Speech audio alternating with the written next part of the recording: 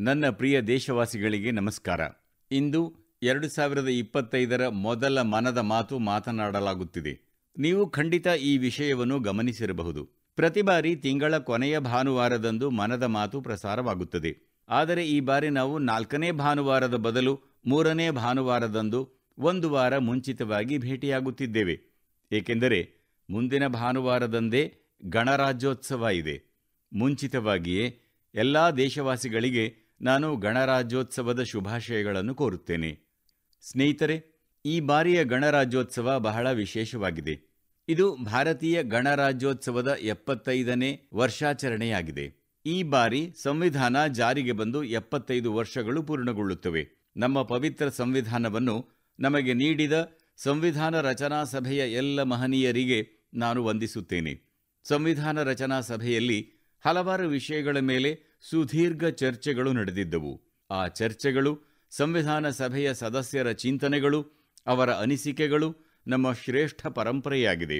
ಇಂದು ಮನದ ಮಾತಿನಲ್ಲಿ ಕೆಲವು ಮಹಾನ್ ನಾಯಕರ ಮೂಲ ಧ್ವನಿಯನ್ನು ನಿಮಗೆ ಕೇಳಿಸುವ ಪ್ರಯತ್ನ ನನ್ನದು.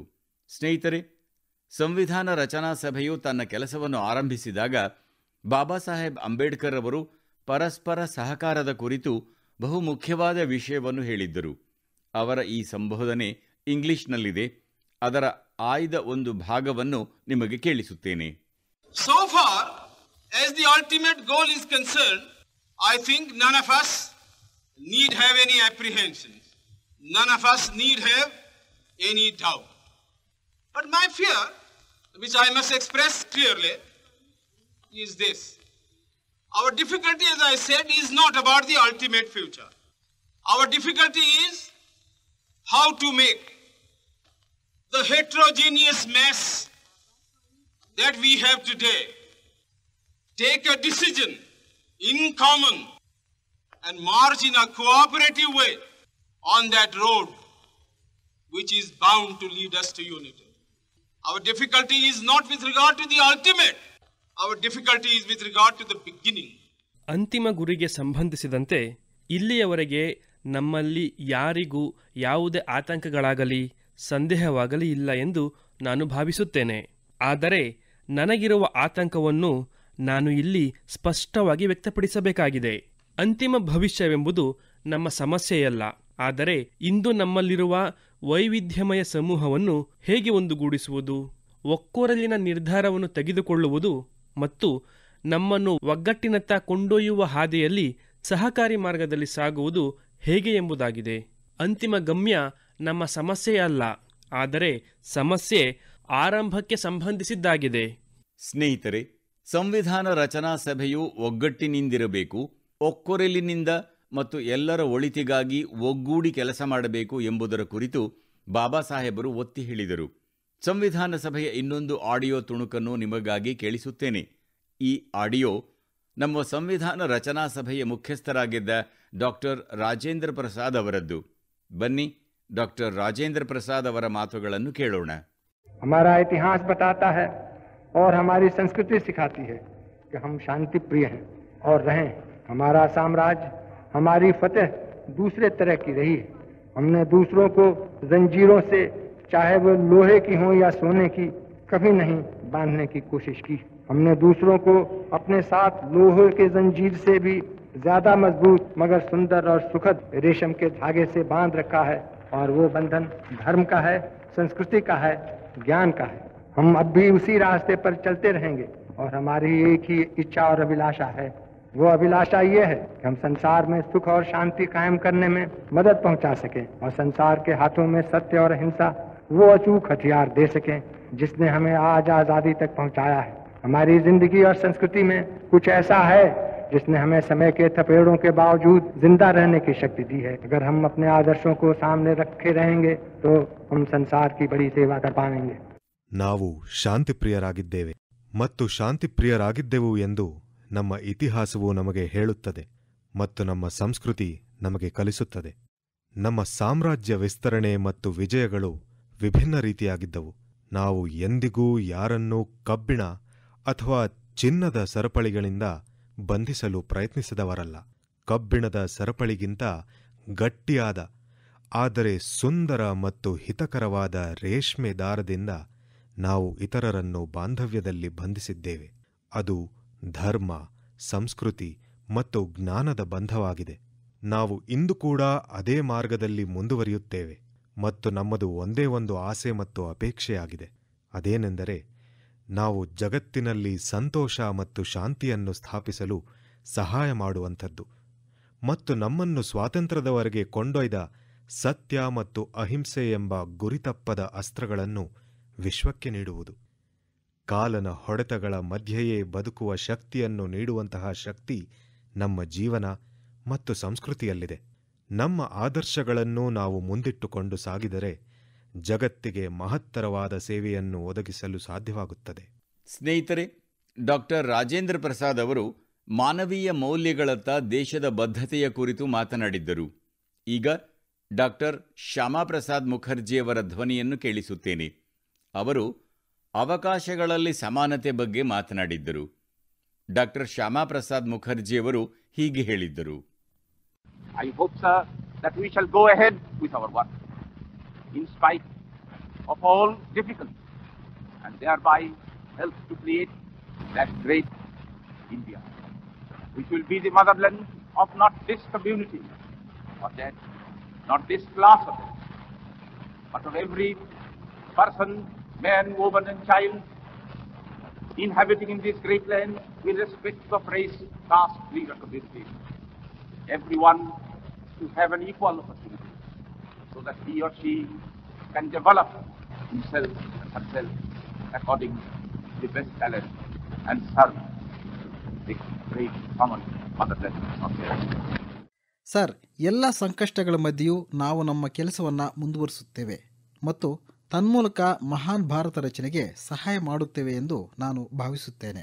ಈ ಮಾತೃಭೂಮಿ ಈ ಸಮುದಾಯ, ಆ ಸಮುದಾಯ, ಈ ವರ್ಗ, ಆ ವರ್ಗ ಮಾತ್ರಕ್ಕೆ ಸೀಮಿತವಾಗಿರದೆ ಪ್ರತಿಯೊಬ್ಬ ವ್ಯಕ್ತಿ, ಮನುಷ್ಯ, ಜನಾಂಗ, ಜಾತಿ, ಮತ ಅಥವಾ ಸಮುದಾಯವನ್ನು ಲೆಕ್ಕಿಸದೆ ಈ ಮಹಾನ್ ರಾಷ್ಟ್ರದಲ್ಲಿ ವಾಸಿಸುವ ಪ್ರತಿ ಪುರುಷ, ಮಹಿಳೆ ಮತ್ತು ಮಗುವಿಗೆ ಹೀಗೆ ಪ್ರತಿಯೊಬ್ಬರಿಗೂ ಸಮಾನ ಅವಕಾಶ ಕಲ್ಪಿಸುತ್ತದೆ. ಇದರಿಂದ ಮಹಿಳೆ ಅಥವಾ ಪುರುಷ ತನ್ನನ್ನು ತಾನು ಅತ್ಯುತ್ತಮ ಪ್ರತಿಭೆಗೆ ಅನುಸಾರ ಅಭಿವೃದ್ಧಿ ಹೊಂದಿ ಮಹಾನ್ ಮಾತೃಭೂಮಿ ಭಾರತಕ್ಕೆ ಸೇವೆ ಸಲ್ಲಿಸಬಹುದು. ಸ್ನೇಹಿತರೆ, ಸಂವಿಧಾನ ರಚನಾ ಸಭೆಯ ಚರ್ಚೆಯ ಈ ಮೂಲ ಆಡಿಯೋವನ್ನು ಕೇಳಿ ನಿಮಗೂ ಆನಂದವಾಗಿದೆ ಎಂದು ನಾನು ಭಾವಿಸುತ್ತೇನೆ. ದೇಶವಾಸಿಗಳಾದ ನಮಗೆ ಈ ಚಿಂತನೆಗಳಿಂದ ಸ್ಫೂರ್ತಿ ಪಡೆದು ನಮ್ಮ ಸಂವಿಧಾನವನ್ನು ರಚಿಸಿದವರೂ ಹೆಮ್ಮೆ ಪಡುವಂತಹ ಭಾರತವನ್ನು ನಿರ್ಮಿಸುವತ್ತ ಕೆಲಸ ಮಾಡಬೇಕಾಗಿದೆ. ಸ್ನೇಹಿತರೆ, ಗಣರಾಜ್ಯೋತ್ಸವದ ಒಂದು ದಿನ ಮುಂಚೆ ಅಂದರೆ ಜನವರಿ 25 ರಾಷ್ಟ್ರೀಯ ಮತದಾರರ ದಿನವಾಗಿದೆ. ಈ ದಿನದಂದು ಭಾರತೀಯ ಚುನಾವಣಾ ಆಯೋಗ ಸ್ಥಾಪನೆಯಾಗಿತ್ತು. ಆದ್ದರಿಂದ ಈ ದಿನ ಮಹತ್ವದ್ದಾಗಿದೆ. ನಮ್ಮ ಸಂವಿಧಾನ ನಿರ್ಮಾಪಕರು ಸಂವಿಧಾನದಲ್ಲಿ ನಮ್ಮ ಚುನಾವಣಾ ಆಯೋಗಕ್ಕೆ ಮತ್ತು ಪ್ರಜಾಪ್ರಭುತ್ವದಲ್ಲಿ ಜನರ ಭಾಗವಹಿಸುವಿಕೆಗೆ ಬಹುದೊಡ್ಡ ಸ್ಥಾನವನ್ನು ನೀಡಿದ್ದಾರೆ. 1951-52ರಲ್ಲಿ ದೇಶದಲ್ಲಿ ಪ್ರಥಮ ಬಾರಿಗೆ ಚುನಾವಣೆ ನಡೆದಾಗ ದೇಶದಲ್ಲಿ ಪ್ರಜಾಪ್ರಭುತ್ವ ಉಳಿಯುತ್ತದೆಯೇ ಎಂಬ ಅನುಮಾನ ಕೆಲವರಿಗಿತ್ತು. ಆದರೆ ನಮ್ಮ ಪ್ರಜಾಪ್ರಭುತ್ವ ಎಲ್ಲ ಆತಂಕಗಳನ್ನು ತೊಡೆದುಹಾಕಿತು. ಎಷ್ಟೇ ಆಗಲಿ, ಭಾರತ ಪ್ರಜಾಪ್ರಭುತ್ವದ ತಾಯಿಯಲ್ಲವೇ? ಕಳೆದ ದಶಕಗಳಲ್ಲಿಯೂ ದೇಶದ ಪ್ರಜಾಪ್ರಭುತ್ವ ಬಲಿಷ್ಠವಾಗಿದೆ ಮತ್ತು ಸಮೃದ್ಧವಾಗಿದೆ. ಕಾಲಕಾಲಕ್ಕೆ ನಮ್ಮ ಮತದಾನ ಪ್ರಕ್ರಿಯೆಯನ್ನು ಆಧುನೀಕರಿಸಿದ ಮತ್ತು ಬಲಪಡಿಸಿದ ಚುನಾವಣಾ ಆಯೋಗಕ್ಕೆ ನಾನು ಧನ್ಯವಾದ ಹೇಳಲು ಬಯಸುತ್ತೇನೆ.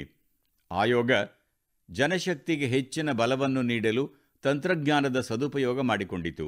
ನ್ಯಾಯಸಮ್ಮತ ಚುನಾವಣೆಯ ಬದ್ಧತೆಗಾಗಿ ಚುನಾವಣಾ ಆಯೋಗವನ್ನು ನಾನು ಅಭಿನಂದಿಸುತ್ತೇನೆ. ದೇಶವಾಸಿಗಳು ತಮ್ಮ ಮತದಾನದ ಹಕ್ಕನ್ನು ಯಾವಾಗಲೂ ಗರಿಷ್ಠ ಸಂಖ್ಯೆಯಲ್ಲಿ ಬಳಸಲು ಮತ್ತು ದೇಶದ ಪ್ರಜಾಪ್ರಭುತ್ವ ಪ್ರಕ್ರಿಯೆಯ ಭಾಗವಾಗಲು ಮತ್ತು ಈ ಪ್ರಕ್ರಿಯೆಯನ್ನು ಬಲಪಡಿಸಲು ನಾನು ಕೋರುತ್ತೇನೆ. ನನ್ನ ಪ್ರಿಯ ದೇಶವಾಸಿಗಳೇ, ಪ್ರಯಾಗ್ರಾಜ್ನಲ್ಲಿ ಮಹಾಕುಂಭ ಆರಂಭವಾಗಿದೆ. ಚಿರಸ್ಮರಣೀಯ ಜನಸಾಗರ, ಊಹಿಸಲಾಗದಂತಹ ನೋಟ ಮತ್ತು ಸಮಾನತೆ ಮತ್ತು ಸಾಮರಸ್ಯದ ಅಸಾಧಾರಣ ಸಂಗಮ. ಈ ಬಾರಿ ಕುಂಭದಲ್ಲಿ ಹಲವು ವಿಶಿಷ್ಟತೆಗಳು ಸಾಕಾರಗೊಳ್ಳುತ್ತಿವೆ. ಮಹಾಕುಂಭದ ಈ ಉತ್ಸವ ವಿವಿಧತೆಯಲ್ಲಿ ಏಕತೆಯನ್ನು ಆಚರಿಸುತ್ತಿದೆ. ಸಂಗಮದ ತಟದಲ್ಲಿ ಭಾರತದಾದ್ಯಂತದ ಮತ್ತು ಪ್ರಪಂಚದಾದ್ಯಂತದ ಜನರು ಸೇರುತ್ತಾರೆ.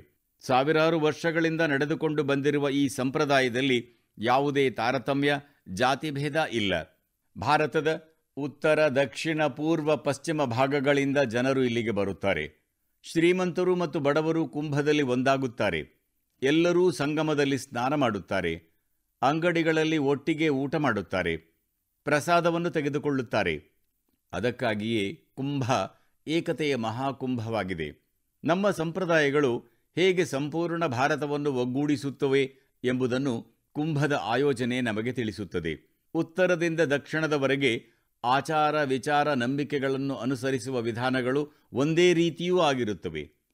ಒಂದೆಡೆ ಪ್ರಯಾಗ್ರಾಜ್, ಉಜ್ಜಯಿನಿ, ನಾಸಿಕ್ ಮತ್ತು ಹರಿದ್ವಾರದಲ್ಲಿ ಕುಂಭವನ್ನು ಆಯೋಜಿಸಲಾಗುತ್ತದೆ. ಅದೇ ರೀತಿ ದಕ್ಷಿಣ ಭಾಗದಲ್ಲಿ ಗೋದಾವರಿ, ಕೃಷ್ಣ, ನರ್ಮದಾ ಮತ್ತು ಕಾವೇರಿ ನದಿಗಳ ದಡಗಳಲ್ಲಿ ಪುಷ್ಕರಂಗಳನ್ನು ಆಯೋಜಿಸಲಾಗುತ್ತದೆ. ಈ ಎರಡೂ ಉತ್ಸವಗಳು ನಮ್ಮ ಪವಿತ್ರ ನದಿಗಳು ಮತ್ತು ಅವುಗಳ ಆಸ್ಥೆಗಳಿಗೆ ಸಂಬಂಧಿಸಿದ್ದಾಗಿದೆ. ಅಂತೆಯೇ ಕುಂಭಕೋಣಂನಿಂದ ತಿರುಕ್ಕಡೆಯೂರ್, ಕೂಡವಾಸಲ್ನಿಂದ ತಿರುಚ್ಚರೈನಲ್ಲಿರುವ ಅನೇಕ ದೇವಾಲಯಗಳ ಪರಂಪರೆಯು ಕುಂಭದೊಂದಿಗೆ ಮೇಳೈಸಿದೆ. ಸ್ನೇಹಿತರೆ, ಈ ಬಾರಿ ಕುಂಭದಲ್ಲಿ ಯುವಕರ ಪಾಲ್ಗೊಳ್ಳುವಿಕೆ ಬಹಳ ವ್ಯಾಪಕವಾಗಿದೆ ಎಂಬುದನ್ನು ನೀವೆಲ್ಲರೂ ಗಮನಿಸಿರಬಹುದು. ಯಾವಾಗ ಯುವ ಪೀಳಿಗೆಯು ತಮ್ಮ ನಾಗರಿಕತೆಯ ಮೂಲದೊಂದಿಗೆ ಹೆಮ್ಮೆಯಿಂದ ಪಾಲ್ಗೊಳ್ಳುತ್ತದೆಯೋ ಆಗ ಅದರ ಬೇರುಗಳು ಗಟ್ಟಿಗೊಳ್ಳುತ್ತವೆ ಮತ್ತು ಅದರ ಸುವರ್ಣ ಭವಿಷ್ಯವೂ ಸಹ ರೂಪುಗೊಳ್ಳುವುದು ಖಚಿತವಾಗುತ್ತದೆ. ಈ ಬಾರಿ ನಾವು ಕುಂಭದ ಡಿಜಿಟಲ್ ಫುಟ್ ಪ್ರಿಂಟ್ಸ್ ಕೂಡ ಬಹುದೊಡ್ಡ ಪ್ರಮಾಣದಲ್ಲಿ ಕಾಣುತ್ತಿದ್ದೇವೆ. ಕುಂಭದ ಈ ಜಾಗತಿಕ ಜನಪ್ರಿಯತೆಯು ಪ್ರತಿಯೊಬ್ಬ ಭಾರತೀಯನಿಗೂ ಹೆಮ್ಮೆಯ ವಿಷಯವಾಗಿದೆ. ಸ್ನೇಹಿತರೆ, ಕೆಲವೇ ದಿನಗಳ ಹಿಂದೆ ಪಶ್ಚಿಮ ಬಂಗಾಳದಲ್ಲಿ ಅದ್ಭುತವಾದ ಗಂಗಾ ಸಾಗರ ಜಾತ್ರೆಯನ್ನು ಆಯೋಜಿಸಲಾಗಿತ್ತು. ಸಂಕ್ರಾಂತಿಯ ಶುಭ ಸಂದರ್ಭದಲ್ಲಿ ಪ್ರಪಂಚದಾದ್ಯಂತದ ಲಕ್ಷಾಂತರ ಭಕ್ತರು ಈ ಜಾತ್ರೆಯಲ್ಲಿ ಪಾಲ್ಗೊಂಡಿದ್ದರು. ಕುಂಭ, ಪುಷ್ಕರಂ ಮತ್ತು ಗಂಗಾ ಸಾಗರ ಮೇಳದಂತಹ ನಮ್ಮ ಈ ಉತ್ಸವಗಳು ನಮ್ಮ ಸಾಮಾಜಿಕ ಸಂವಹನ, ಸಾಮರಸ್ಯ ಮತ್ತು ಏಕತೆಯನ್ನು ಹೆಚ್ಚಿಸುವ ಹಬ್ಬಗಳಾಗಿವೆ. ಈ ಉತ್ಸವಗಳು ಭಾರತದ ಜನರನ್ನು ಭಾರತದ ಸಂಪ್ರದಾಯಗಳೊಂದಿಗೆ ಬೆರೆಯುವಂತೆ ಮಾಡುತ್ತವೆ. ನಮ್ಮ ಶಾಸ್ತ್ರಗಳು ವಿಶ್ವದಲ್ಲಿ ಧರ್ಮ, ಅರ್ಥ, ಕಾಮ, ಮೋಕ್ಷ ಹೀಗೆ ಪ್ರಪಂಚದ ಎಲ್ಲ ನಾಲ್ಕಕ್ಕೂ ಹೇಗೆ ಒತ್ತು ನೀಡಿವೆಯೋ ಹಾಗೆ ನಮ್ಮ ಹಬ್ಬಗಳು ಮತ್ತು ಸಂಪ್ರದಾಯಗಳು ಆಧ್ಯಾತ್ಮಿಕ, ಸಾಮಾಜಿಕ, ಸಾಂಸ್ಕೃತಿಕ ಮತ್ತು ಆರ್ಥಿಕತೆಯ ಪ್ರತಿಯೊಂದು ಅಂಶವನ್ನೂ ಬಲಪಡಿಸುತ್ತವೆ. ಸ್ನೇಹಿತರೆ, ಈ ತಿಂಗಳು ಪುಷ್ಯ ಮಾಸದ ಶುಕ್ಲ ಪಕ್ಷದ ದ್ವಾದಶಿಯಂದು ನಾವು ರಾಮಲಲ್ಲಾ ಪ್ರಾಣ ಪ್ರತಿಷ್ಠಾಪನಾ ಉತ್ಸವದ ಪ್ರಥಮ ವಾರ್ಷಿಕೋತ್ಸವವನ್ನು ಆಚರಿಸಿದ್ದೇವೆ. ಈ ವರ್ಷ ಜನವರಿ 11ರಂದು ಪುಷ್ಯ ಮಾಸದ ಶುಕ್ಲ ಪಕ್ಷದ ದ್ವಾದಶಿ ತಿಥಿ ಇತ್ತು. ಈ ದಿನದಂದು ಲಕ್ಷಾಂತರ ರಾಮಭಕ್ತರು ಅಯೋಧ್ಯೆಯಲ್ಲಿ ರಾಮಲಲ್ಲಾ ಅವರ ಪ್ರತ್ಯಕ್ಷ ದರ್ಶನ ಮಾಡಿ ಆಶೀರ್ವಾದ ಪಡೆದರು. ಪ್ರಾಣ ಪ್ರತಿಷ್ಠೆಯ ಈ ದ್ವಾದಶಿಯು ಭಾರತದ ಸಾಂಸ್ಕೃತಿಕ ಪ್ರಜ್ಞೆಯ ಪುನಃಸ್ಥಾಪನೆಯ ದ್ವಾದಶಿಯಾಗಿದೆ.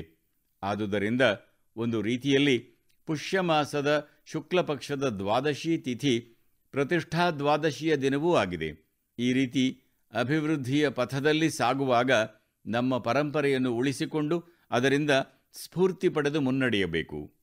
ನನ್ನ ಪ್ರಿಯ ದೇಶವಾಸಿಗಳೇ, 2025ರ ಪ್ರಾರಂಭದಲ್ಲಿಯೇ ಭಾರತ ಬಾಹ್ಯಾಕಾಶ ಕ್ಷೇತ್ರದಲ್ಲಿ ಅನೇಕ ಐತಿಹಾಸಿಕ ಸಾಧನೆಗಳನ್ನು ಮಾಡಿದೆ. ಇಂದು ಬೆಂಗಳೂರು ಮೂಲದ ಪಿಕ್ಸೆಲ್ ಭಾರತೀಯ ಬಾಹ್ಯಾಕಾಶ ತಂತ್ರಜ್ಞಾನದ ಸ್ಟಾರ್ಟಪ್ ಭಾರತದ ಮೊದಲ ಖಾಸಗಿ ಉಪಗ್ರಹ ಸಮೂಹ ಫೈರ್ಫ್ಲೈಯನ್ನು ಯಶಸ್ವಿಯಾಗಿ ಉಡಾಯಿಸಿತು ಎಂಬ ವಿಷಯ ಹಂಚಿಕೊಳ್ಳಲು ಹೆಮ್ಮೆಪಡುತ್ತೇನೆ. ಈ ಉಪಗ್ರಹ ಸಮೂಹವು ವಿಶ್ವದ ಅತಿ ಹೆಚ್ಚು ರೆಸಲ್ಯೂಷನ್ ಹೊಂದಿರುವ ಹೈಪರ್ ಸ್ಪೆಕ್ಟ್ರಲ್ ಉಪಗ್ರಹ ಸಮೂಹವಾಗಿದೆ.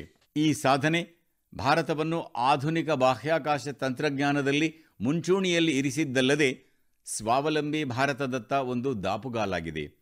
ಈ ಯಶಸ್ಸು ನಮ್ಮ ಖಾಸಗಿ ಬಾಹ್ಯಾಕಾಶ ಕ್ಷೇತ್ರದ ವೃದ್ಧಿಸುತ್ತಿರುವ ಶಕ್ತಿ ಮತ್ತು ನಾವೀನ್ಯತೆಯ ಸಂಕೇತವಾಗಿದೆ. ಈ ಸಾಧನೆಗಾಗಿ ಸಂಪೂರ್ಣ ರಾಷ್ಟ್ರದ ಪರವಾಗಿ ನಾನು ಪಿಕ್ಸೆಲ್ ತಂಡ, ಇಸ್ರೋ ಮತ್ತು ಇನ್ಸ್ಪೇಸ್ ಅನ್ನು ಅಭಿನಂದಿಸುತ್ತೇನೆ. ಸ್ನೇಹಿತರೆ, ಕೆಲವು ದಿನಗಳ ಹಿಂದೆ ನಮ್ಮ ವಿಜ್ಞಾನಿಗಳು ಬಾಹ್ಯಾಕಾಶ ಕ್ಷೇತ್ರದಲ್ಲಿ ಮತ್ತೊಂದು ದೊಡ್ಡ ಸಾಧನೆಯನ್ನು ಮಾಡಿದ್ದಾರೆ. ನಮ್ಮ ವಿಜ್ಞಾನಿಗಳು ಉಪಗ್ರಹಗಳ ಸ್ಪೇಸ್ ಡಾಕಿಂಗ್ ಮಾಡಿದ್ದಾರೆ. 2 ಬಾಹ್ಯಾಕಾಶ ನೌಕೆಗಳಿಗೆ ಬಾಹ್ಯಾಕಾಶದಲ್ಲಿ ಸಂಪರ್ಕ ಕಲ್ಪಿಸುವ ಪ್ರಕ್ರಿಯೆಯನ್ನು ಸ್ಪೇಸ್ ಡಾಕಿಂಗ್ ಎಂದು ಕರೆಯುತ್ತಾರೆ. ಈ ತಂತ್ರಜ್ಞಾನ ಬಾಹ್ಯಾಕಾಶ ನಿಲ್ದಾಣಕ್ಕೆ ಅವಶ್ಯಕ ವಸ್ತುಗಳ ಸರಬರಾಜಿಗೆ ಮತ್ತು ಸಿಬ್ಬಂದಿ ಕಾರ್ಯಾಚರಣೆಗೆ ಪ್ರಮುಖವಾಗಿದೆ. ಈ ಸಾಧನೆ ಮಾಡಿದ 4ನೇ ರಾಷ್ಟ್ರ ಎಂಬ ಹೆಗ್ಗಳಿಕೆಗೆ ಭಾರತ ಭಾಜ್ಯವಾಗಿದೆ. ಸ್ನೇಹಿತರೆ, ನಮ್ಮ ವಿಜ್ಞಾನಿಗಳು ಸಹ ಬಾಹ್ಯಾಕಾಶದಲ್ಲಿ ಸಸ್ಯಗಳನ್ನು ಬೆಳೆಸುವ ಮತ್ತು ಅವುಗಳನ್ನು ಜೀವಂತವಾಗಿಡುವ ಪ್ರಯತ್ನಗಳಲ್ಲಿ ತೊಡಗಿದ್ದಾರೆ. ಇದಕ್ಕಾಗಿ ಇಸ್ರೋ ವಿಜ್ಞಾನಿಗಳು ಅಲಸಂದೆ ಬೀಜಗಳನ್ನು ಆಯ್ದುಕೊಂಡರು. ಡಿಸೆಂಬರ್ 30ರಂದು ಕಳುಹಿಸಲಾದ ಈ ಬೀಜಗಳು ಬಾಹ್ಯಾಕಾಶದಲ್ಲಿಯೇ ಮೊಳಕೆಯೊಡೆದವು. ಇದು ಅತ್ಯಂತ ಸ್ಫೂರ್ತಿದಾಯಕ ಪ್ರಯೋಗವಾಗಿದ್ದು, ಭವಿಷ್ಯದಲ್ಲಿ ಬಾಹ್ಯಾಕಾಶದಲ್ಲಿ ತರಕಾರಿಗಳನ್ನು ಬೆಳೆಯಲು ಅವಕಾಶ ಕಲ್ಪಿಸಲಿದೆ. ಇದು ನಮ್ಮ ವಿಜ್ಞಾನಿಗಳ ದೂರದೃಷ್ಟಿಯನ್ನು ತೋರಿಸುತ್ತದೆ. ಸ್ನೇಹಿತರೆ, ನಾನು ನಿಮಗೆ ಮತ್ತೊಂದು ಸ್ಫೂರ್ತಿದಾಯಕ ಉಪಕ್ರಮದ ಬಗ್ಗೆ ಹೇಳಬಯಸುತ್ತೇನೆ. ಐಐಟಿ ಮದ್ರಾಸ್ನಲ್ಲಿರುವ ಎಕ್ಸ್ಟೆಮ್ ಕೇಂದ್ರ ಬಾಹ್ಯಾಕಾಶ ಉತ್ಪಾದನೆಗಾಗಿ ಹೊಸ ತಂತ್ರಜ್ಞಾನಗಳನ್ನು ಉಪಯೋಗಿಸಿ ಕಾರ್ಯನಿರ್ವಹಿಸುತ್ತಿದೆ. ಈ ಕೇಂದ್ರ 3D printed buildings, metal foams ಮತ್ತು ಬಾಹ್ಯಾಕಾಶದಲ್ಲಿ ಆಪ್ಟಿಕ್ ಫೈಬರ್ಗಳಂತಹ ತಂತ್ರಜ್ಞಾನಗಳ ಸಂಶೋಧನೆ ನಡೆಸುತ್ತಿದೆ.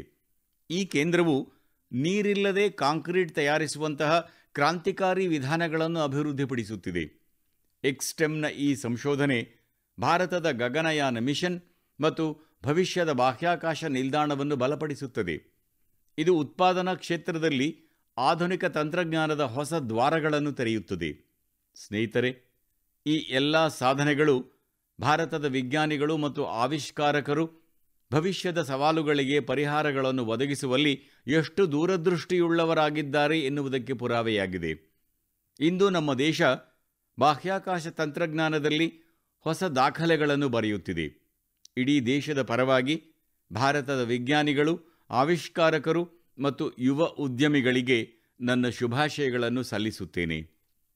ನನ್ನ ಪ್ರೀತಿಯ ದೇಶವಾಸಿಗಳೇ, ನೀವು ಅನೇಕ ಸಲ ಮನುಷ್ಯರು ಮತ್ತು ಪ್ರಾಣಿಗಳ ನಡುವಿನ ಅದ್ಭುತ ಸ್ನೇಹದ ಚಿತ್ರಗಳನ್ನು ನೋಡಿರುತ್ತೀರಿ. ಪ್ರಾಣಿಗಳ ನಿಷ್ಠೆಯ ಕಥೆಗಳನ್ನು ಸಹ ನೀವು ಕೇಳಿರುತ್ತೀರಿ. ಸಾಕುಪ್ರಾಣಿಗಳೇ ಆಗಲಿ ಅಥವಾ ಕಾಡು ಪ್ರಾಣಿಗಳೇ ಆಗಲಿ, ಮನುಷ್ಯರೊಂದಿಗಿನ ಅವುಗಳ ಬಾಂಧವ್ಯ ಕೆಲವೊಮ್ಮೆ ನಮ್ಮನ್ನು ಆಶ್ಚರ್ಯಚಕಿತರನ್ನಾಗಿಸುತ್ತದೆ. ಪ್ರಾಣಿಗಳಿಗೆ ಮಾತನಾಡಲು ಸಾಧ್ಯವಾಗದಿದ್ದರೂ ಅವು ಮನುಷ್ಯರನ್ನು, ಅವರ ಭಾವನೆಗಳನ್ನು ಮತ್ತು ಸಂಜ್ಞೆಗಳನ್ನು ಚೆನ್ನಾಗಿ ಅರ್ಥ ಮಾಡಿಕೊಳ್ಳಬಲ್ಲವು. ಪ್ರಾಣಿಗಳೂ ಸಹ ಪ್ರೀತಿಯ ಭಾಷೆಯನ್ನು ಅನುಸರಿಸುತ್ತವೆ ಮತ್ತು ಅರ್ಥ ಮಾಡಿಕೊಳ್ಳುತ್ತವೆ. ನಾನು ನಿಮಗೆ ಅಸ್ಸಾಂನ ಒಂದು ಉದಾಹರಣೆಯನ್ನು ನಿಮ್ಮೊಂದಿಗೆ ಹಂಚಿಕೊಳ್ಳಲು ಬಯಸುತ್ತೇನೆ. ಅಸ್ಸಾಂನಲ್ಲಿ ನೌಗಾಂವ್ ಎಂಬ ಸ್ಥಳವೊಂದಿದೆ. ನೌಗಾಂವ್ ನಮ್ಮ ದೇಶದ ಮಹಾನ್ ವ್ಯಕ್ತಿ ಶ್ರೀಮಂತ್ ಶಂಕರ್ ದೇವ್ ಅವರ ಜನ್ಮಸ್ಥಳವಾಗಿದೆ. ಈ ಸ್ಥಳ ಬಹಳ ಸುಂದರವಾಗಿದೆ. ಇಲ್ಲಿ ಆನೆಗಳ ಒಂದು ದೊಡ್ಡ ವಾಸಸ್ಥಾನವೂ ಇದೆ. ಆನೆಗಳ ಹಿಂಡು ಬೆಳೆಗಳನ್ನು ಹಾಳು ಮಾಡಿದ್ದ ಹಲವಾರು ಘಟನೆಗಳು ನಡೆದಿವೆ. ರೈತರು ಬಹಳ ಚಿಂತೆಗೊಳಗಾಗುತ್ತಿದ್ದರು. ಸುತ್ತಮುತ್ತಲಿನ ಸುಮಾರು 100 ಗ್ರಾಮಗಳ ಜನರು ಅಸಮಾಧಾನಗೊಂಡಿದ್ದರು. ಆದರೆ ಗ್ರಾಮಸ್ಥರು ಆನೆಗಳ ಅಸಹಾಯಕತೆಯನ್ನು ಕೂಡ ಅರ್ಥ ಮಾಡಿಕೊಂಡಿದ್ದರು. ಆನೆಗಳು ತಮ್ಮ ಹಸಿವನ್ನು ನೀಗಿಸಲು ಹೊಲಗಳಿಗೆ ನುಗ್ಗುತ್ತಿದ್ದವು. ಹೀಗಾಗಿ ಗ್ರಾಮಸ್ಥರು ಇದಕ್ಕೆ ಒಂದು ಪರಿಹಾರ ಹುಡುಕಬೇಕೆಂದು ಆಲೋಚಿಸಿದರು. ಗ್ರಾಮಸ್ಥರು ಒಂದು ತಂಡವನ್ನು ರಚಿಸಿದರು. ಆ ತಂಡದ ಹೆಸರು ಹಾಥಿ ಬಂಧು ಅಥವಾ ಆನೆಯ ಬಂಧು ಎಂಬುದಾಗಿತ್ತು. ಆನೆಯ ಬಂಧುಗಳು ತಮ್ಮ ಬುದ್ಧಿಮತ್ತೆ ಪ್ರದರ್ಶಿಸುತ್ತಾ ಸುಮಾರು 800 ಬೀಘಾ ಬಂಜರು ಪ್ರದೇಶದಲ್ಲಿ ಒಂದು ವಿಶಿಷ್ಟ ಪ್ರಯತ್ನ ಮಾಡಿದರು. ಇಲ್ಲಿ ಗ್ರಾಮಸ್ಥರು ಪರಸ್ಪರ ಒಗ್ಗೂಡಿ ನೇಪಿಯರ್ ಹುಲ್ಲು ಬಿತ್ತಿದರು.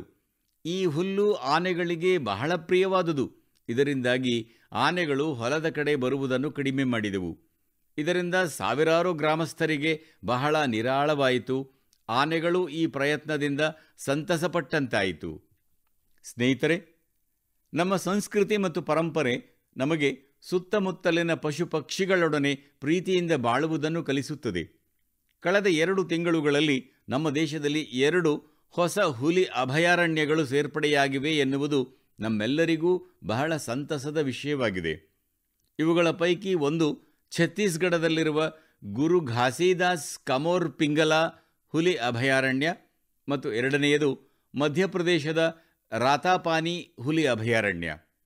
ನನ್ನ ಪ್ರೀತಿಯ ದೇಶವಾಸಿಗಳೇ, ಸ್ವಾಮಿ ವಿವೇಕಾನಂದರು ಹೀಗೆ ಹೇಳಿದ್ದಾರೆ: ಯಾವ ವ್ಯಕ್ತಿ ತನ್ನ ಚಿಂತನೆಗಳ ಬಗ್ಗೆ ಉತ್ಸುಕನಾಗಿರುತ್ತಾನೋ ಅವರೇ ತಮ್ಮ ಗುರಿಗಳನ್ನು ಸಾಧಿಸುವಲ್ಲಿ ಸಫಲರಾಗುತ್ತಾರೆ. ಯಾವುದೇ ಆಲೋಚನೆಯನ್ನು ಸಾಕಾರಗೊಳಿಸಲು ನಮ್ಮ ಉತ್ಸಾಹ ಮತ್ತು ಸಮರ್ಪಣಾ ಭಾವ ಬಹಳ ಅಗತ್ಯವಾಗಿರುತ್ತದೆ. ಸಂಪೂರ್ಣ ಶ್ರದ್ಧೆ ಮತ್ತು ಉತ್ಸಾಹದಿಂದಲೇ ಆವಿಷ್ಕಾರ, ಸೃಜನಾತ್ಮಕತೆ ಮತ್ತು ಸಫಲತೆಯ ಮಾರ್ಗ ಖಂಡಿತವಾಗಿಯೂ ತೆರೆದುಕೊಳ್ಳುತ್ತದೆ. ಕೆಲವು ದಿನಗಳ ಹಿಂದಷ್ಟೇ ಸ್ವಾಮಿ ವಿವೇಕಾನಂದರ ಜಯಂತಿಯಂದು ನನಗೆ ವಿಕಸಿತ ಭಾರತ ಯುವ ಮುಖಂಡರ ಸಂವಾದದಲ್ಲಿ ಪಾಲ್ಗೊಳ್ಳುವ ಸೌಭಾಗ್ಯ ದೊರೆತಿತ್ತು. ಅಲ್ಲಿ ನಾನು ದೇಶದ ಮೂಲೆ ಮೂಲೆಗಳಿಂದ ಬಂದಿದ್ದಂತಹ ಹಲವು ಯುವ ಸ್ನೇಹಿತರೊಂದಿಗೆ ಇಡೀ ದಿನವನ್ನು ಕಳೆದೆ. ಯುವಜನತೆ ನವೋದ್ಯಮಗಳು, ಸಂಸ್ಕೃತಿ, ಮಹಿಳೆ, ಯುವಜನತೆ ಮತ್ತು ಮೂಲಸೌಕರ್ಯದಂತಹ ಹಲವಾರು ಕ್ಷೇತ್ರಗಳ ಕುರಿತಂತೆ ತಮ್ಮ ಯೋಜನೆಗಳನ್ನು ನನ್ನೊಂದಿಗೆ ಹಂಚಿಕೊಂಡರು. ಈ ಕಾರ್ಯಕ್ರಮ ನನಗೆ ಸ್ಮರಣೀಯವಾಯಿತು. ಸ್ನೇಹಿತರೆ, ಕೆಲವು ದಿನಗಳ ಹಿಂದಷ್ಟೇ ಸ್ಟಾರ್ಟಪ್ ಇಂಡಿಯಾಗೆ 9 ವರ್ಷಗಳು ಪೂರ್ಣಗೊಂಡಿತು. ನಮ್ಮ ದೇಶದಲ್ಲಿ ಈ 9 ವರ್ಷಗಳಲ್ಲಿ ಎಷ್ಟು ನವೋದ್ಯಮಗಳು ಸ್ಥಾಪನೆಯಾಗಿವೆಯೋ ಅವುಗಳ ಪೈಕಿ ಅರ್ಧಕ್ಕಿಂತ ಹೆಚ್ಚು ನವೋದ್ಯಮಗಳು 2 ಮತ್ತು 3ನೇ ಸ್ತರದ ನಗರಗಳಲ್ಲಿವೆ ಮತ್ತು ನಮ್ಮ ನವೋದ್ಯಮಗಳು ಕೇವಲ ದೊಡ್ಡ ನಗರಗಳಿಗೆ ಮಾತ್ರ ಸೀಮಿತವಾಗಿಲ್ಲ ಎಂಬುದನ್ನು ಕೇಳಿ ಪ್ರತಿಯೊಬ್ಬ ಭಾರತೀಯನ ಹೃದಯವು ಸಂತಸದಿಂದ ತುಂಬುತ್ತದೆ. ಸಣ್ಣ ನಗರಗಳ ನವೋದ್ಯಮಗಳ ಪೈಕಿ ಅರ್ಧಕ್ಕಿಂತ ಹೆಚ್ಚು ನವೋದ್ಯಮಗಳ ನೇತೃತ್ವ ನಮ್ಮ ಹೆಣ್ಣು ಮಕ್ಕಳು ವಹಿಸಿದ್ದಾರೆಂದು ತಿಳಿದು ನಿಮಗೆ ಆಶ್ಚರ್ಯವೆನಿಸಬಹುದು. ಅಂಬಾಲಾ, ಹಿಸ್ಸಾರ್, ಕಾಂಗ್ರಾ, ಚಂಗಲ್ಪಟ್ಟು, ಬಿಲಾಸ್ಪುರ್, ಗ್ವಾಲಿಯರ್ ಮತ್ತು ವಾಶಿಂನಂತಹ ನಗರಗಳು ನವೋದ್ಯಮಗಳ ಕೇಂದ್ರಗಳಾಗುತ್ತಿವೆ ಎಂದು ತಿಳಿದಾಗ ನಮ್ಮ ಮನಸ್ಸು ಸಂತೋಷದಿಂದ ತುಂಬಿ ಬರುತ್ತದೆ. ನಾಗಾಲ್ಯಾಂಡ್ನಂತಹ ರಾಜ್ಯದಲ್ಲಿ ಕಳೆದ ವರ್ಷ ನವೋದ್ಯಮಗಳ ನೋಂದಣಿ 200ಕ್ಕಿಂತ ಹೆಚ್ಚಾಗಿದೆ. ತ್ಯಾಜ್ಯ ನಿರ್ವಹಣೆ, ನವೀಕರಿಸಲಾಗದ ಇಂಧನ, ಜೈವಿಕ ತಂತ್ರಜ್ಞಾನ ಮತ್ತು ಲಾಜಿಸ್ಟಿಕ್ಸ್ನಂತಹ ಕ್ಷೇತ್ರಗಳಲ್ಲಿ ನವೋದ್ಯಮಗಳು ಹೆಚ್ಚಾಗಿ ಕಂಡುಬರುತ್ತಿವೆ. ಇವು ಸಾಂಪ್ರದಾಯಿಕ ವಲಯಗಳಲ್ಲ, ಆದರೆ ನಮ್ಮ ಯುವಜನತೆ ಸಾಂಪ್ರದಾಯಿಕತೆಯನ್ನು ಮೀರಿ ಯೋಚಿಸುತ್ತಿದ್ದಾರೆ. ಆದ್ದರಿಂದಲೇ ಅವರಿಗೆ ಯಶಸ್ಸು ಕೂಡ ದೊರೆಯುತ್ತಿದೆ. ಸ್ನೇಹಿತರೆ, 10 ವರ್ಷಗಳ ಹಿಂದೆ ಯಾರಾದರೂ ನವೋದ್ಯಮ ಕ್ಷೇತ್ರದಲ್ಲಿ ತೊಡಗಬೇಕೆಂಬ ಕುರಿತು ಮಾತನಾಡಿದ್ದರೆ ಅವರು ಬೇರೆಯವರಿಂದ ಅಪಹಾಸ್ಯದ, ವ್ಯಂಗ್ಯದ ಮಾತುಗಳನ್ನು ಕೇಳಬೇಕಾಗುತ್ತಿತ್ತು. ಕೆಲವರಂತೂ ನವೋದ್ಯಮ ಎಂದರೇನು ಎಂದು ಕೂಡ ಕೇಳುತ್ತಿದ್ದರೆ, ಕೆಲವರು ಇದರಿಂದ ಏನನ್ನೂ ಸಾಧಿಸಲು ಸಾಧ್ಯವಿಲ್ಲವೆಂದೇ ಹೇಳುತ್ತಿದ್ದರು. ಆದರೆ ಈಗ ನೋಡಿ, 1 ದಶಕದಲ್ಲಿ ಎಷ್ಟು ದೊಡ್ಡ ಪರಿವರ್ತನೆಯಾಗಿದೆ. ನೀವು ಕೂಡ ಭಾರತದಲ್ಲಿ ತಯಾರಾಗುತ್ತಿರುವ ಹೊಸ ಅಗತ್ಯತೆಗಳ ಸಂಪೂರ್ಣ ಲಾಭ ಪಡೆದುಕೊಳ್ಳಿ. ನಿಮ್ಮ ಮೇಲೆ ನಿಮಗೆ ಸಂಪೂರ್ಣ ಭರವಸೆ ಇದ್ದಲ್ಲಿ ನಿಮ್ಮ ಕನಸುಗಳಿಗೆ ಹೊಸ ರೆಕ್ಕೆಗಳು ದೊರೆಯುತ್ತವೆ. ನನ್ನ ಪ್ರೀತಿಯ ದೇಶವಾಸಿಗಳೇ, ಒಳ್ಳೆಯ ಉದ್ದೇಶ ಮತ್ತು ನಿಸ್ವಾರ್ಥ ಮನೋಭಾವದಿಂದ ಮಾಡಿದ ಕೆಲಸ ದೂರ ದೂರದವರೆಗೆ ತಲುಪುತ್ತದೆ ಮತ್ತು ನಮ್ಮ ಮನದ ಮಾತು ಇದಕ್ಕೆ ಬಹಳ ದೊಡ್ಡ ವೇದಿಕೆಯಾಗಿದೆ. ನಮ್ಮಂತಹ ವಿಶಾಲವಾದ ದೇಶದಲ್ಲಿ ಯಾರಾದರೂ ದೂರದ ಪ್ರದೇಶದಲ್ಲಿಯೂ ಸಹ ಉತ್ತಮ ಕೆಲಸ ಮಾಡುತ್ತಿದ್ದರೆ ಮತ್ತು ಕರ್ತವ್ಯ ಪ್ರಜ್ಞೆಗೆ ಹೆಚ್ಚಿನ ಪ್ರಾಮುಖ್ಯತೆ ನೀಡುತ್ತಿದ್ದರೆ ಅವರ ಪ್ರಯತ್ನಗಳನ್ನು ಪ್ರದರ್ಶಿಸಲು ಇದು ಅತ್ಯುತ್ತಮ ವೇದಿಕೆಯಾಗಿದೆ. ಅರುಣಾಚಲ ಪ್ರದೇಶದಲ್ಲಿ ದೀಪಕ್ ನಾಬಾಮ್ ಅವರು ಸೇವೆಗೆ ಒಂದು ವಿಶಿಷ್ಟ ಉದಾಹರಣೆ ನೀಡಿದ್ದಾರೆ. ದೀಪಕ್ ಅವರು ಅಲ್ಲಿ ಒಂದು ಲಿವಿಂಗ್ ಹೋಮ್ ನಡೆಸುತ್ತಾರೆ. ಇಲ್ಲಿ ಮಾನಸಿಕ ಅಸ್ವಸ್ಥರಿಗೆ, ಶಾರೀರಿಕವಾಗಿ ಅಸಮರ್ಥರಾಗಿರುವವರಿಗೆ ಮತ್ತು ವೃದ್ಧರಿಗೆ ಸೇವೆ ಮಾಡಲಾಗುತ್ತದೆ. ಇಲ್ಲಿ ಮಾದಕ ಪದಾರ್ಥ ವ್ಯಸನಗಳಿಗೆ ಬಲಿಯಾದವರನ್ನು ಕೂಡ ನೋಡಿಕೊಂಡು ಆರೈಕೆ ಮಾಡಲಾಗುತ್ತದೆ. ದೀಪಕ್ ನಾಬಾಮ್ ಅವರು ಸಮಾಜದಿಂದ ವಂಚಿತರಾದವರಿಗೆ, ಹಿಂಸಾಚಾರ ಪೀಡಿತ ಕುಟುಂಬಗಳಿಗೆ ಮತ್ತು ವಸತಿಹೀನರಿಗೆ ಆಶ್ರಯ ಕಲ್ಪಿಸುವ ಅಭಿಯಾನ ಆರಂಭಿಸಿದ್ದಾರೆ. ಇಂದು ಅವರ ಸೇವೆ ಒಂದು ಸಂಸ್ಥೆಯ ರೂಪ ತಾಳಿದೆ. ಅವರ ಸಂಸ್ಥೆಗೆ ಹಲವಾರು ಪ್ರಶಸ್ತಿಗಳನ್ನು ನೀಡಿ ಗೌರವಿಸಲಾಗಿದೆ. ಲಕ್ಷದ್ವೀಪದ ಕವರತ್ತಿ ದ್ವೀಪದಲ್ಲಿ ನರ್ಸ್ ಆಗಿ ಕರ್ತವ್ಯ ನಿರ್ವಹಿಸುತ್ತಿರುವ ಕೆ ಹಿಂಡುಂಬಿ ಅವರ ಕೆಲಸ ಕೂಡ ಬಹಳ ಪ್ರೇರಣಾದಾಯಕವಾಗಿದೆ. ಅವರು 18 ವರ್ಷಗಳಿಗೆ ಮುನ್ನವೇ ಸರ್ಕಾರಿ ಉದ್ಯೋಗದಿಂದ ನಿವೃತ್ತಿ ಹೊಂದಿದ್ದಾರೆಂದು ತಿಳಿದು ನಿಮಗೆ ಆಶ್ಚರ್ಯವಾಗಬಹುದು. ಆದರೆ ಅವರು ಈಗಲೂ ಹಿಂದಿನಂತೆಯೇ ಅದೇ ಕರುಣೆ, ಸ್ನೇಹ, ಸಹಾನುಭೂತಿಯ ಮನೋಭಾವದಿಂದ ಜನರ ಸೇವೆಯಲ್ಲಿ ತೊಡಗಿಸಿಕೊಂಡಿದ್ದಾರೆ. ಲಕ್ಷದ್ವೀಪದಲ್ಲಿಯೇ ಇರುವ ಕೆಜಿ ಮೊಹಮ್ಮದ್ ಅವರ ಪ್ರಯತ್ನವೂ ಕೂಡ ಬಹಳ ಅದ್ಭುತವಾಗಿದೆ. ಅವರ ಶ್ರಮದಿಂದಾಗಿ ಮಿನಿಕಾಯಿನ್ ದ್ವೀಪದ ಸಾಗರ ಪರಿಸರ ವ್ಯವಸ್ಥೆ ಬಲಿಷ್ಠವಾಗುತ್ತಿದೆ. ಅವರು ಪರಿಸರದ ಬಗ್ಗೆ ಜನರಲ್ಲಿ ಜಾಗೃತಿ ಮೂಡಿಸುವುದಕ್ಕಾಗಿ ಹಲವಾರು ಗೀತೆಗಳನ್ನು ರಚಿಸಿದ್ದಾರೆ. ಅವರಿಗೆ ಲಕ್ಷದ್ವೀಪದ ಸಾಹಿತ್ಯ ಕಲಾ ಅಕಾಡೆಮಿ ಕಡೆಯಿಂದ ಅತ್ಯುತ್ತಮ ಜಾನಪದ ಗೀತೆ ಪ್ರಶಸ್ತಿ ಕೂಡ ದೊರೆತಿದೆ. ಕೆಜಿ ಮೊಹಮ್ಮದ್ ಅವರು ನಿವೃತ್ತಿಯ ನಂತರ ಅಲ್ಲಿನ ಸಂಗ್ರಹಾಲಯದೊಂದಿಗೆ ಕೈಜೋಡಿಸಿ ಕೆಲಸ ಮಾಡುತ್ತಿದ್ದಾರೆ. ಸ್ನೇಹಿತರೆ, ಅಂಡಮಾನ್ ಮತ್ತು ನಿಕೋಬಾರ್ ದ್ವೀಪ ಸಮೂಹಕ್ಕೆ ಸಂಬಂಧಿಸಿದ ದೊಡ್ಡ ಉತ್ತಮ ಸಮಾಚಾರವೊಂದಿದೆ. ನಿಕೋಬಾರ್ ಜಿಲ್ಲೆಯಲ್ಲಿ ವರ್ಜಿನ್ ಕೊಬ್ಬರಿ ಎಣ್ಣೆಗೆ ಇತ್ತೀಚೆಗೆ GI ಟ್ಯಾಗ್ ದೊರೆತಿದೆ. ಈ ತೈಲದ ಉತ್ಪಾದನೆಯಲ್ಲಿ ತೊಡಗಿರುವ ಮಹಿಳೆಯರನ್ನು ಒಂದುಗೂಡಿಸಿ ಸ್ವಸಹಾಯ ಗುಂಪು ರಚಿಸಲಾಗುತ್ತಿದ್ದು, ಅವರಿಗೆ ಮಾರ್ಕೆಟಿಂಗ್ ಮತ್ತು ಬ್ರ್ಯಾಂಡಿಂಗ್ ಕುರಿತಂತೆ ವಿಶೇಷ ತರಬೇತಿಯನ್ನು ಕೂಡ ನೀಡಲಾಗುತ್ತಿದೆ. ಇದು ನಮ್ಮ ಬುಡಕಟ್ಟು ಸಮುದಾಯದವರನ್ನು ಆರ್ಥಿಕವಾಗಿ ಸಶಕ್ತರನ್ನಾಗಿ ಮಾಡುವ ನಿಟ್ಟಿನಲ್ಲಿ ಬಹುದೊಡ್ಡ ಹೆಜ್ಜೆಯಾಗಿದೆ. ಭವಿಷ್ಯದಲ್ಲಿ ನಿಕೋಬಾರ್ನ ವರ್ಜಿನ್ ಕೊಬ್ಬರಿ ಎಣ್ಣೆ ವಿಶ್ವದಲ್ಲಿ ಸಂಚಲನ ಸೃಷ್ಟಿಸಲಿದೆ ಮತ್ತು ಇದರಲ್ಲಿ ಬಹುದೊಡ್ಡ ಕೊಡುಗೆ ಅಂಡಮಾನ್ ಮತ್ತು ನಿಕೋಬಾರ್ನ ಮಹಿಳಾ ಸ್ವಸಹಾಯ ಗುಂಪಿನದ್ದಾಗಿರುತ್ತದೆ ಎಂಬ ನಂಬಿಕೆ ನನಗಿದೆ. ನನ್ನ ಪ್ರೀತಿಯ ದೇಶವಾಸಿಗಳೇ, ಒಂದು ಕ್ಷಣ ನೀವು ಒಂದು ದೃಶ್ಯವನ್ನು ಕಲ್ಪಿಸಿಕೊಳ್ಳಿ. ಕೋಲ್ಕತಾದಲ್ಲಿ ಜನವರಿ ತಿಂಗಳ ಕಾಲ, 2ನೇ ಮಹಾಯುದ್ಧ ಉತ್ತುಂಗದಲ್ಲಿದೆ. ಅಂತೆಯೇ ಭಾರತದಲ್ಲಿ ಬ್ರಿಟಿಷರ ವಿರುದ್ಧವೂ ಕೋಪವೂ ಪರಾಕಾಷ್ಠೆ ತಲುಪಿದೆ. ಹೀಗಾಗಿ ನಗರದಲ್ಲಿ ಹೆಜ್ಜೆ ಹೆಜ್ಜೆಗೂ ಪೊಲೀಸರನ್ನು ನಿಯೋಜಿಸಲಾಗಿದೆ. ಕೋಲ್ಕತಾದ ಮಧ್ಯಭಾಗದಲ್ಲಿ ಒಂದು ಮನೆಯ ಸುತ್ತಮುತ್ತ ಪೊಲೀಸರ ಕಣ್ಗಾವಲು ಹೆಚ್ಚಾಗಿದೆ. ಈ ನಡುವೆ ಉದ್ದದ ಕಂದು ಬಣ್ಣದ ಕೋಟ್, ಪ್ಯಾಂಟ್ ಹಾಗೂ ಕಪ್ಪು ಟೋಪಿ ಧರಿಸಿದ ವ್ಯಕ್ತಿಯೊಬ್ಬರು ರಾತ್ರಿಯ ಕತ್ತಲಿನಲ್ಲಿ ಒಂದು ಬಂಗಲೆಯಿಂದ ಕಾರ್ನಲ್ಲಿ ಮನೆಯಿಂದ ಹೊರಗೆ ಹೊರಡುತ್ತಾರೆ. ಬಲಿಷ್ಠ ಸುರಕ್ಷತೆ ಇರುವ ಹಲವಾರು ಚೆಕ್ ಪೋಸ್ಟ್ಗಳನ್ನು ದಾಟಿದ ನಂತರ ಅವರು ಗೋಮೋ ಎಂಬ ರೈಲು ನಿಲ್ದಾಣವನ್ನು ತಲುಪುತ್ತಾರೆ. ಈ ಸ್ಟೇಷನ್ ಈಗ ಜಾರ್ಖಂಡ್ನಲ್ಲಿದೆ. ಇಲ್ಲಿಂದ ಒಂದು ರೈಲಿನಲ್ಲಿ ಅವರು ಮುಂದಿನ ಪಯಣ ಕೈಗೊಳ್ಳುತ್ತಾರೆ.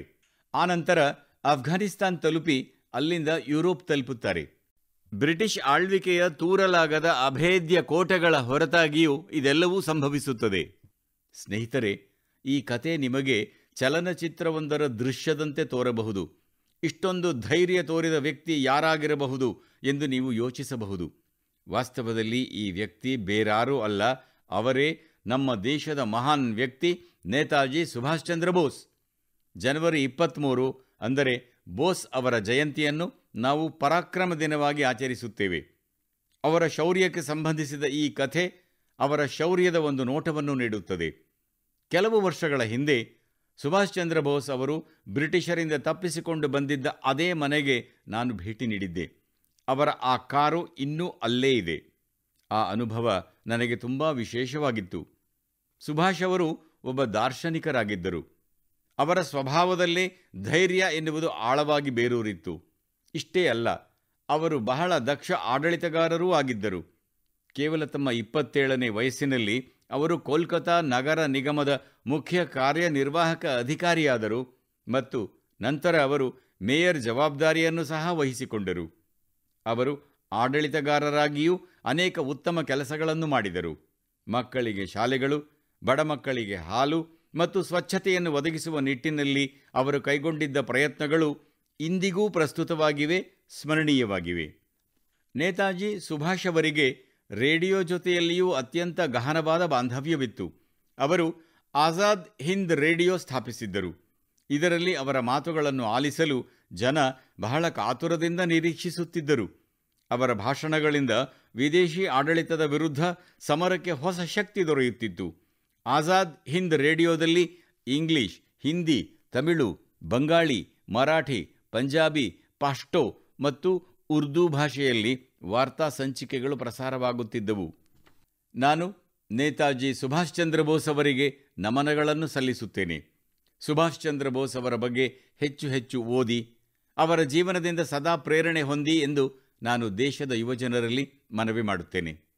ಸ್ನೇಹಿತರೆ, ಮನದ ಮಾತು ಎಂಬ ಈ ಕಾರ್ಯಕ್ರಮ ನನಗೆ ಪ್ರತಿ ಬಾರಿಯೂ ದೇಶದ ಸಾಮೂಹಿಕ ಪ್ರಯತ್ನಗಳೊಂದಿಗೆ, ನಿಮ್ಮೆಲ್ಲರ ಸಾಮೂಹಿಕ ಇಚ್ಛಾಶಕ್ತಿಯೊಂದಿಗೆ ನನ್ನನ್ನು ಜೋಡಿಸುತ್ತದೆ. ಪ್ರತಿ ತಿಂಗಳೂ ಹೆಚ್ಚಿನ ಸಂಖ್ಯೆಯಲ್ಲಿ ನಿಮ್ಮ ಸಲಹೆ, ಸೂಚನೆ, ನಿಮ್ಮ ಚಿಂತನೆಗಳು ದೊರೆಯುತ್ತವೆ ಮತ್ತು ಪ್ರತಿ ಬಾರಿಯೂ ಇವುಗಳನ್ನು ನೋಡಿದಾಗ ಅಭಿವೃದ್ಧಿ ಹೊಂದಿದ ಭಾರತದ ಸಂಕಲ್ಪದಲ್ಲಿ ನನ್ನ ನಂಬಿಕೆ ಮತ್ತಷ್ಟು ವೃದ್ಧಿಯಾಗುತ್ತದೆ. ನೀವೆಲ್ಲರೂ ಇದೇ ರೀತಿ ನಿಮ್ಮ ನಿಮ್ಮ ಕೆಲಸ ಕಾರ್ಯದಿಂದ ಭಾರತವನ್ನು ಸರ್ವಶ್ರೇಷ್ಠ ರಾಷ್ಟ್ರವನ್ನಾಗಿಸುವ ಪ್ರಯತ್ನಗಳನ್ನು ಮಾಡುತ್ತೀರಿ. ಈ ಬಾರಿಯ ಮನ್ ಕಿ ಬಾತ್ ಅನ್ನು ಇಲ್ಲಿಗೆ ಮುಗಿಸೋಣ. ಮುಂದಿನ ತಿಂಗಳು ಭಾರತೀಯರ ಸಾಧನೆಗಳು, ಸಂಕಲ್ಪಗಳು ಮತ್ತು ಯಶಸ್ಸುಗಳ ಹೊಸ ಗಾಥೆಗಳೊಂದಿಗೆ ಪುನಃ ಭೇಟಿಯಾಗೋಣ. ಅನೇಕಾನೇಕ ಧನ್ಯವಾದಗಳು. ನಮಸ್ಕಾರ.